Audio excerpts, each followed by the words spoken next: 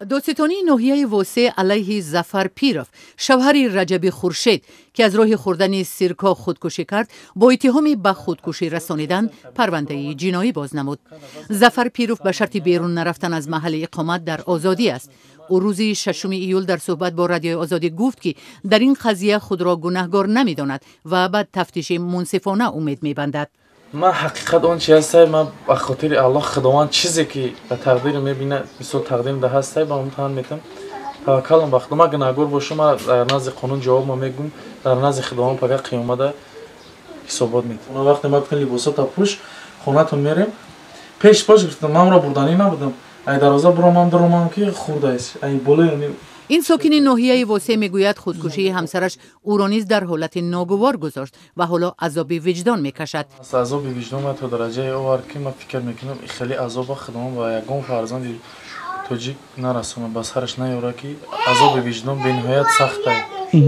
آخران سخنی که دمی اعلان گفتم که حقیقت همین کارا بگو ما قطعی زندگی میکنم نگوی زندگی نمیکنم بگم که خیلی پگاه برام زام بگیرم یا ماه دیگه سال دیگه زام بگیرم خانگی شما ممکن فکر کنن که دختر ما معقولش چی کم داشت دختر ما که خیلی بالای زنگ تو گو ما بیانات میتونم در بیاناتش هم خیلی نوشته بود من رجبی خورشید از سبب نودختر برآمدنم راضیم که شوهرم پیرو ظفر زنی دوم گیرد.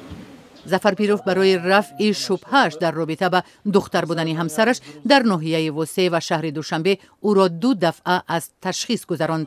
او میگوید هر دوی تشخیص هم به نفع همسرش تمام شد ولی گمان او رفع نشد. خانواده رجبی خورشید به بیگناهی ظفر پیروف باور ندارند و از رئیس جمهور و مقامات دیگر تاجیکستان طلب دارند که قضیه را جداً محاکمه و گناهکاری مرگ دخترشان را مجازات کنند.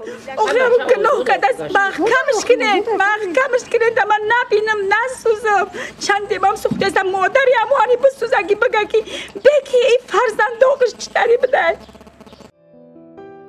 رجبی خورشید ماه می سال روان توی عروسی داشت و به صفت کلین به خاندان ظفر پیروف ساکن دهه چارباغ ناحیه واسه قدم گذاشت. عروس و داماد قبل از ازدواج با هم آشنا نبودند و تنها در شب عروسی با هم نزدیک شدند. بحثی بکارت نیست از همین شب آغاز شد. همون شبوار نمیکنی بیاری تر دختم از زنده با ما پیش مرا میوردی گفتی گپو که من فرزند بیزار نبودم. 22 ایون رجبی خورشید بعد خوردن سیرکا در بیمارخانه مرکزی ناحیه واسه درگذشت. در نواری که برادرش در یوتیوب نشر کرد رجبی خورشید گفته است او دیگر به طعنه نادختری و پس زنی شأنش تاب نآورد و سیرکا خورد. در جامعه سنتی تاجیکستان به موضوع بکارت و پاکدامانی دختران جداً برخورد می شود. در بسیار مورد شبهه داماد به پاکدامانی عروس به طلاق عاجل و شرمندگی خانواده دختر انجام می یابد. در چنین حالتها خانواده داماد مهری را که برای ازدواج تهیه کرده بود بازپس می گیرد و نام عروس برای یک عمر داغدار می شود.